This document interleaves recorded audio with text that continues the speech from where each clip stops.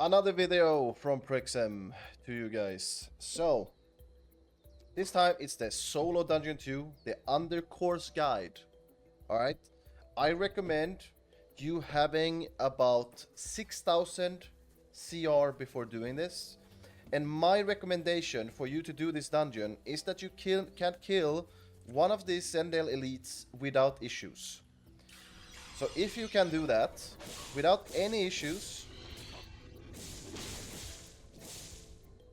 you will literally be able to do the dungeon 2. Alright? So this is my recommendation. If you can kill these without any issues, you are going to do dungeon 2 fine. But if you have issues with them, you might have a hard time in there and maybe just save your keys for now. But here you go. I killed an elite. That means I'm ready for the dungeon, right? So we go to the dungeon. And to get the Undercourse key, guys, you have to first kill mobs in this castle area. Get a barracks key for the Solo Dungeon 1, which I also have a YouTube guide for. And go into the entrance here. Kill the last boss in the barracks, which can then drop a depleted key. That is also a pink key like this. It's called depleted key. It's a, I don't know, maybe a 25% chance, maybe higher. I'm not 100% sure what the chance is. But when you have that depleted key, you go here to the Dale, where I just killed that elite mob. And in this area, you kill mobs until they drop a Dale gem. And when they drop that Dale gem, you will have a depleted key and a Dale gem that you combine together into the Undercourse key. And that takes us to this dungeon, which is in the northwest corner here. And we go into the Kandor's Undercourse. This is the dungeon here.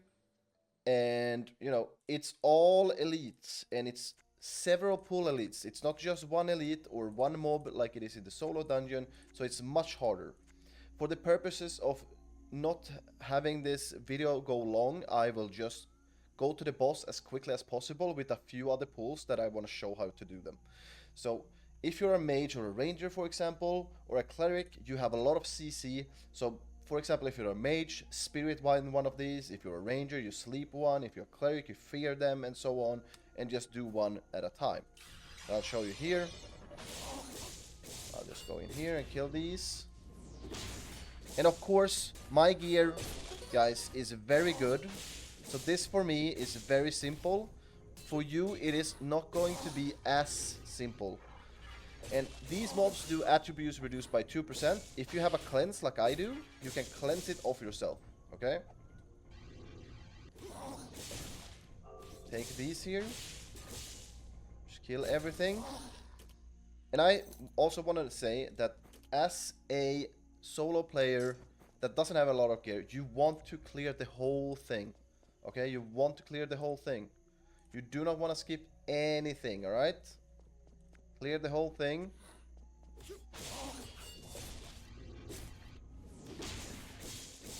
But as I said, we're going through this dungeon quickly for the purposes of the video.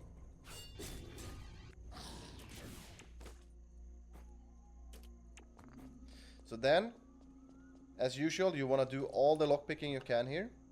Very important because they can drop a lot of good stuff. Remember to cleanse yourself from the attribute deficit that they give. Sorry. So this one, infected wound. So you have to keep cleansing it if you can. If you can cleanse it. This is a disease. Not sure that everyone can cleanse disease, but if you can, do it.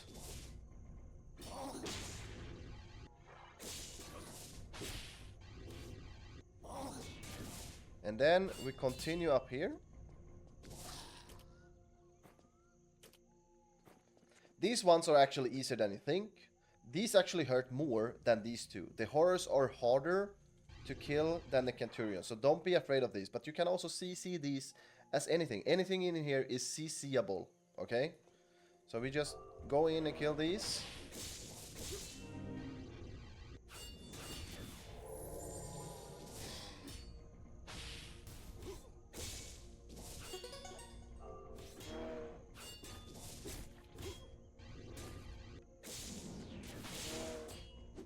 And if you wonder what build I'm using, I have a solo PvE slash PvP guide for Paladins out there. If you want to check it, I put it up same time as this video basically. So it is out there for anyone who wants it. And this way you can also go and clear, but we want to go this way because there's a boss here. And here's one of the sorcerer pools. So when there's an undead horror and a sorcerer, you want to focus down the sorcerer, okay? You can also LOS this very easily when he starts doing his cast. So I will show you that too, because you might not have any interrupt for this. So we go in here, just take this guy. You can get them over here, right? Like this. Take him over here. And when he starts casting the Greater Flame, you go behind the wall. Right there. Did you see me do that? If you don't have any interrupts left, you go behind the wall when he does the Greater Flame. And you will take 0 damage. It's called line of sighting. So you do that, and these pools are very, very easy, okay? Kill these, and when we have killed these, we have the boss up here. Let me loot these. Alright, for purposes, I will also use a strength scroll. And fine, let's use a agility scroll and an intellect scroll. So here, this boss, his abilities are a Howl of Terror, which fears you. Which is very, very bad. And you can't run out of range. If you see him cast it, you can't run out of range. But you can also interrupt it. You can stun him, interrupt him, which is recommended to do.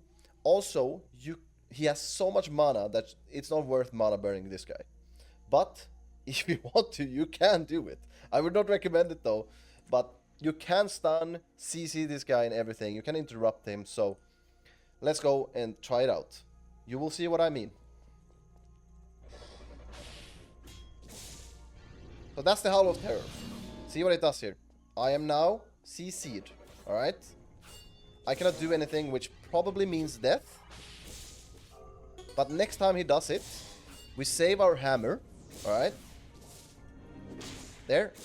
And there is no stun anymore. Alright? And I can also show you the way. Here, if I run away, you see, I did not get feared. He charges me, but I'm not feared. The charge is way better than the fear. So you can also run away, okay? So here you run away and charge in. And he's dead. It's not going to be this easy for you. First time I did this, I was around 6000 CR. And literally I had to use all my cooldowns. I had to kite him, I had to run away. I had to use potions, I had to use every heal I had to use scrolls. So if you're around 6000 and you're on a Paladin, you will struggle a little bit. In other classes, you're also going to struggle. You're going to have to be really good with your buttons. You're going to use all your kit. Use your scrolls, use your potions, use your CDs, use your DRs, use everything you have in your disposal to kill this guy, okay? So use everything in your disposal to kill this guy and you're going to be fine. Let's see what he gets. So I think he has a 100% chance to drop a Divine Armor Orb, which is very good for us. But also he will drop at least one holy item every time. I cannot confirm this, but this is what happened for me at least, every kill I've done. And he can also drop very good godly gear. So he can drop anything that I have on here. But basically these boots he can drop. He can drop anything in here that is very good for you. So doing this dungeon when you can is extremely, extremely good.